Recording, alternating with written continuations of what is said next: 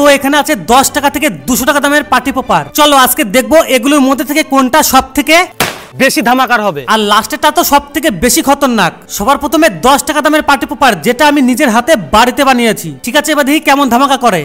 ও ভাই সত্যি দেখো, এবার 150 টাকা দামের পার্টি পপার, কিন্তু 150 টাকা হিসাবে পার্টি পপারটা ছোট। ওরে বাবা, এ কেমন ধামাকা হলো 150 টাকারটা, ধট ফালতু। চলো এবার দেখি 30 টাকা দামের পার্টি পপার। 1 2 ওরে বাবা, এ তো পুরো ব্লাস্ট করলো। 30 টাকা হিসাবে ঠিকঠাকই আছে। ঠিক আছে, এবার 50 টাকা দামের পার্টি পপার। দেখো এই দুটো পার্টি পপার কিন্তু একই, এটা বড় মিয়া আর এটা ছোট মিয়া। প্রথমে দেখি ছোট মিয়ার পাওয়ার।